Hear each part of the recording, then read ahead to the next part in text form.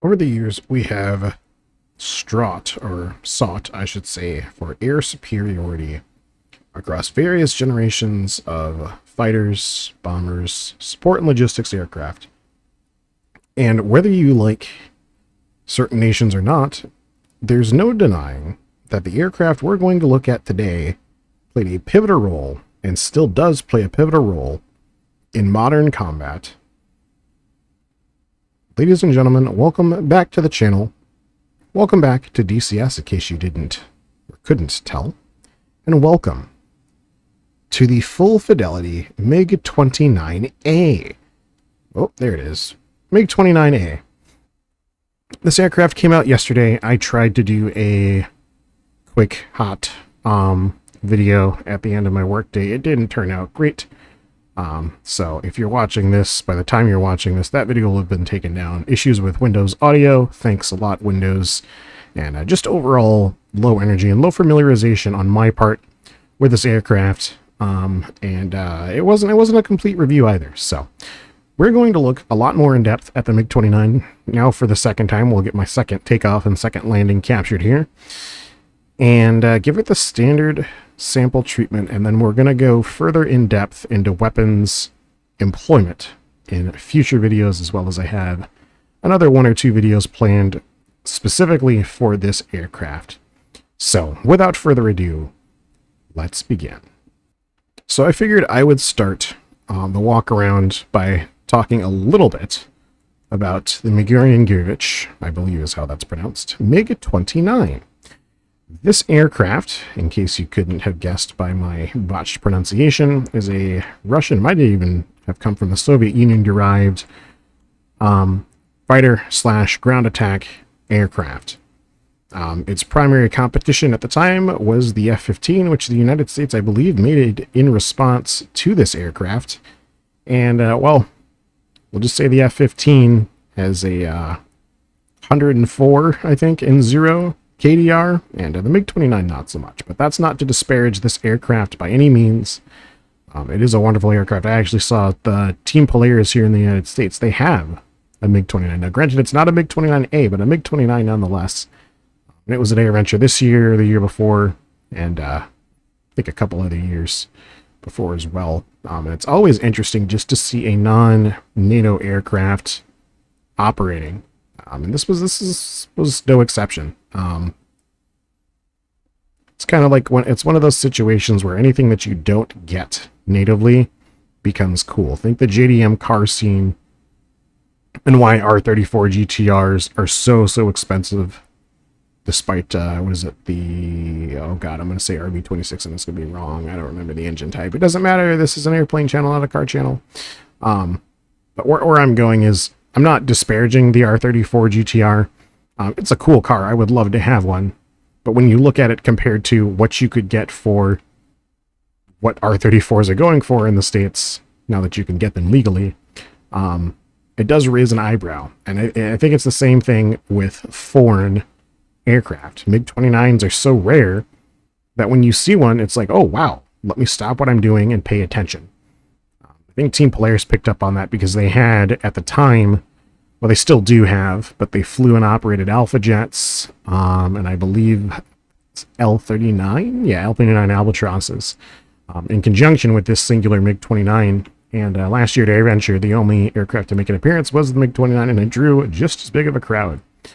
So, I don't want to say I'm infatuated with this aircraft, but it's an interesting aircraft to me just because we don't see them often, or really at all, in the States. So, as we've been looking around the aircraft, I've noticed a few little graphical things with specifically hardware. If you look at these rivets, they're not super clean. And if we come over to the air intake, it's a similar deal there with the screws.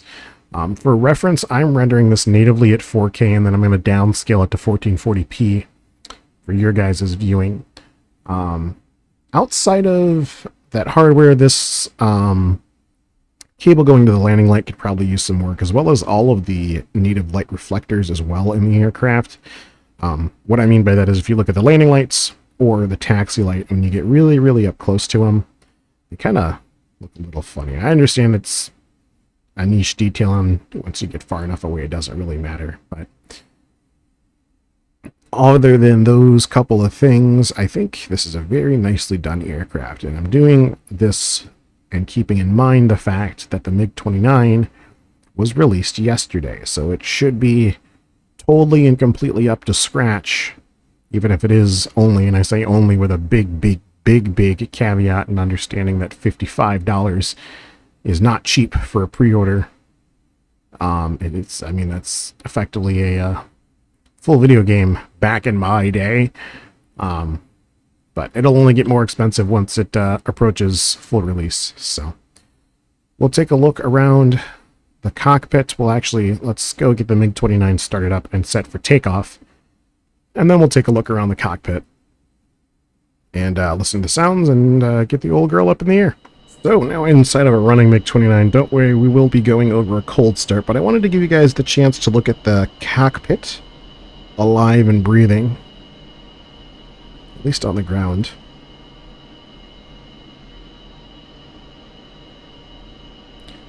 One immediate thing I noticed is if you look at all three of my mirrors, they're all individually rendered, and they lag pretty badly compared to my head movements. Now, that's not that big of a deal because you can just turn them off if you want to. But I'd like to see that smoothed out. As far as your graphical detail goes, everything's not quite to where I would want it to be. I'd like my textures to be a little bit crisper. Now, I'm talking when I'm at near max zoom here, but they do leave just a little bit on the table. The gauges seem to be fine, but your text placards, it's like stuff like this and this, the paint line here, leave a little bit to be desired. But all in all, I think it looks good. We've got a good contrast between light and the shade here. Shading looks excellent. And obviously the sound suite is pretty on point. I mentioned it before, but I have seen a real MiG-29 operating, both starting on the ground, taxiing, taking off, flying, doing maneuvering. So I'll be using that frame of reference point from July, just a few months ago, to compare to what this MiG-29 sounds like. I'll give you a sneak peek outside really quick. Sounds good.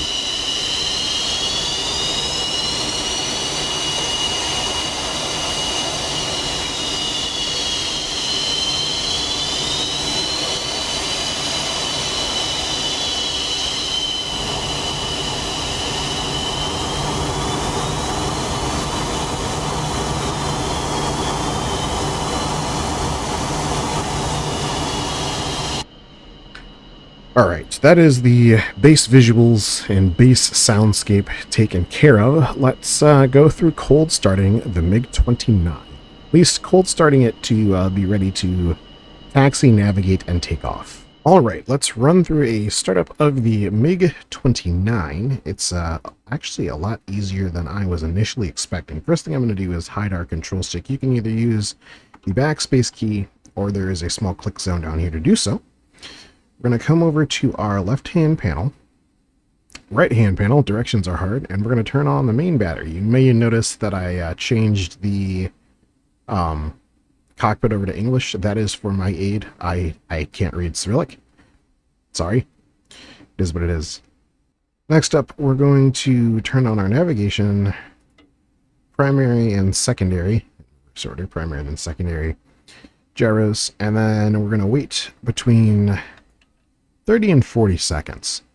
So we can use the chronometer here, or if you want to count to 35, 40-ish, you can do so. While we're waiting there, let's go ahead and turn on our nose brake. You can also have a ground crew set shocks. What I'm going to have my ground crew do instead, though, is remove the boarding ladder. So that'll, well, I can't see over it, but it'll go away. So we have just past 30 seconds now. So now we need to push this guy and this guy. So the comp 0 and our navigation believe this is navigation frequency selector, slave button. So you can't do that simultaneously, obviously, with a mouse. There's a nice bind setup, pre-set up. So if you push both the J key and the 9 key, that'll push both of those for you. So gyros are spun up. We're now aligning there. All right, let's set our INS alignment to a fast align. That's this little guy back here. In a moment, you'll see fast, I believe it's fast setup will appear. We'll turn on our main power sets here. And those will get going. Next, let's come over to our Acran. And we'll do a self-test. Because right now it's in a failed condition. And this should just take a minute here. And it is worth noting that this is going to be a setup to Acran is now ready. So this is worth noting that this is going to be a setup just to get your aircraft up in the air. We're not going to cover weapons employment or readying of weapons or even full-on navigation in this just quick little intro. I think we can move on to engine starting. Now, you can do one of two things. You can start both engines simultaneously in the MiG-29, I guess.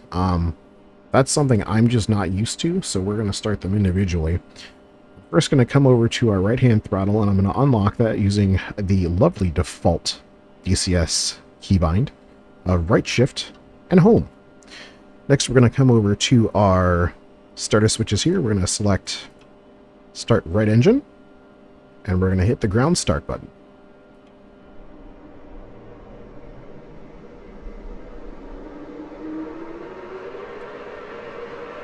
Hydraulic pressure's coming up.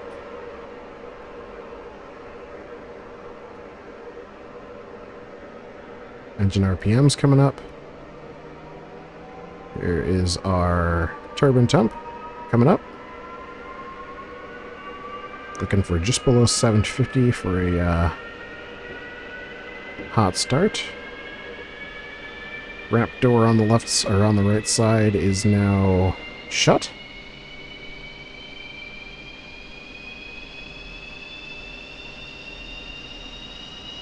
And we've got a good start on the right engine. Let's go left engine now.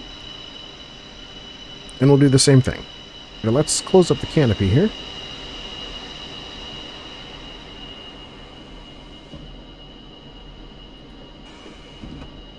There we go. And then, to confirm that it's locked, as long as this pin here is flush, we know it's a closed and locked canopy. So now we are waiting on our IRS alignment. We can turn all these guys on as well, now that we've got good generator power. And as soon as we're aligned there, we'll be set to taxi.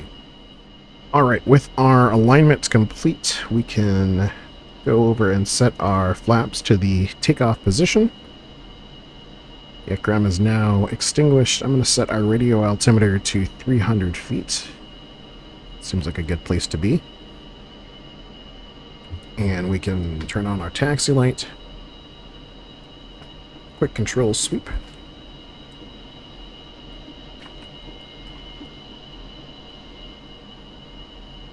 And we should be good. To add a little bit of power, taxi out.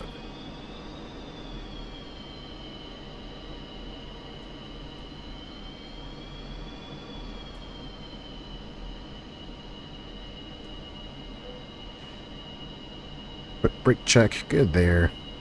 As far as ground handling in the MiG-29 goes, it's a pretty standard affair. I would be interested to know, and this just is probably my lack of knowledge, it seems that the turning circle is not as tight as I would expect it to be, if that makes sense. You know, think of aircraft like the F-15, which is a similarly aged, similarly capable, okay, maybe not, but a similarly aged aircraft, and it can turn a lot tighter, both in the sim and in real life, than what I'm seeing in this representation of the MiG-29. Let's go landing lights.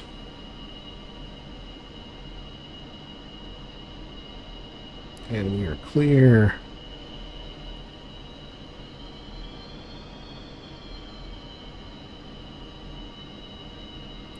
Alright, let's line it up.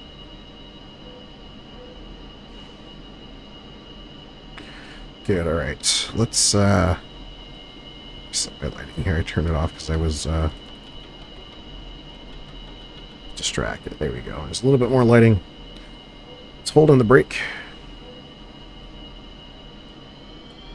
Add on some power. Nose is squatting a little bit. There's 100%. Up and over the gates. Into burner. This is going to happen fast.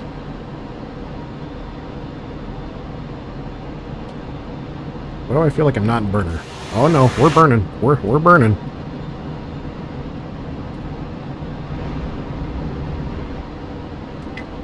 I think I just blew both tire sets.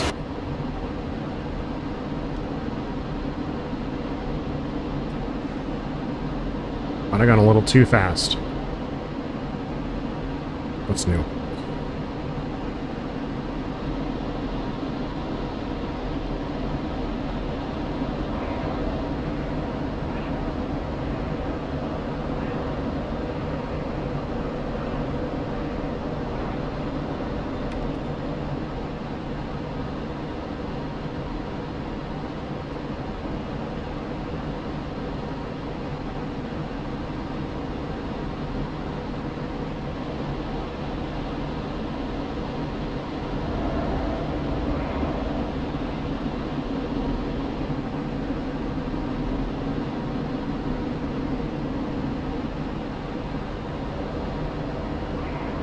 Feels good.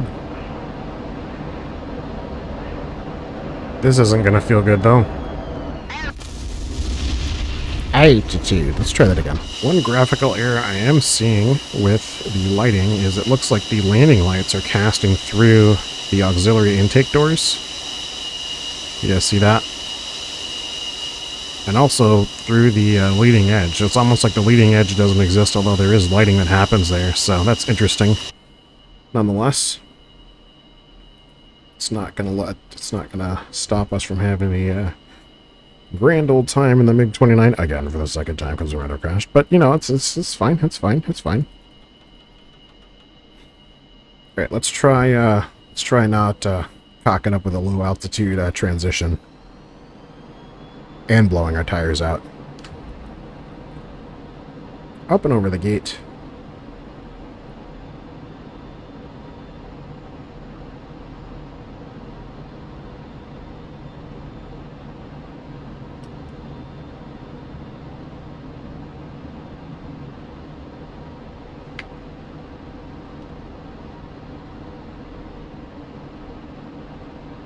Stab of the brakes.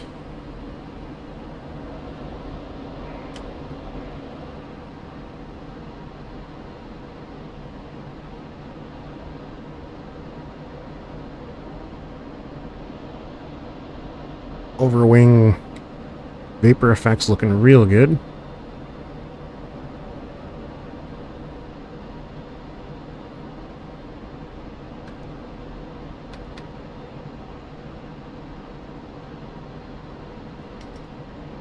Let's take a look outside and get a flyby.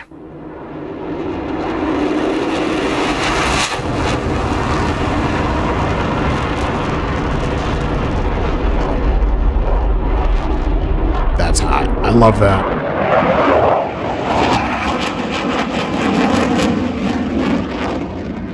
But no, she flies good. There's definitely a limit. Let's punch above these clouds and explore a little bit.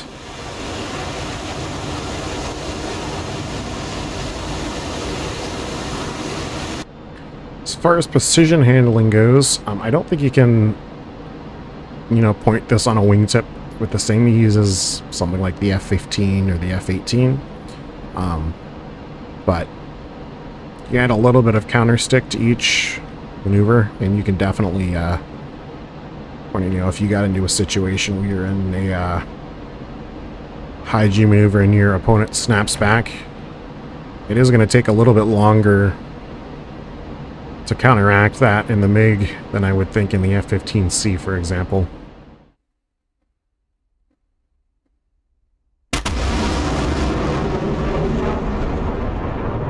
The new sonic boom sound effects sounding great in the MiG-29 gives us a chance to take a look at the aircraft in relative silence above the speed of sound. It looks good, man. It really looks good. Again, at this distance, it's a winner. I really love the afterburner effects as well.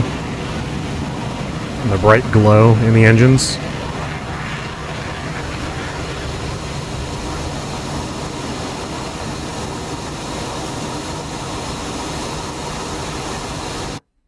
And then the smoke down as you come through full mill. We might not get that since we're up at such a high altitude, but definitely happens. Let's point back to base here and get set up for a landing in the MiG-29. One last thing I'll talk about in the MiG before we bring her home is the trimming situation. So you have your 3 trim lights. So if I bring my trim aft, you can see my stabilizer trim neutral has extinguished. But the other thing you might have noticed is the stick moves. I'm no pressure on stick right now, and that's really cool. I love that, and it does it for left and right. That's very cool. I love stuff like that. Anyway, let's get turned around and let's bleed off some of this speed here and get set up to land. I think, yeah, there's our destination airport. So let's get slowed down. Let's go gear, flaps. Landing lights are already on.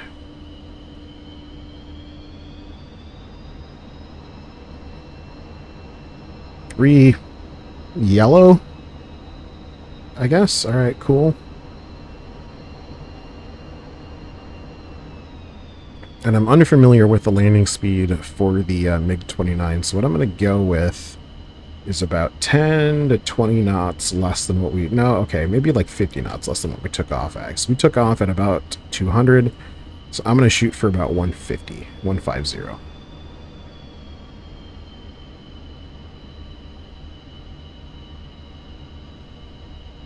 We'll be standing by on the chute, as well as a little bit of aerodynamic braking.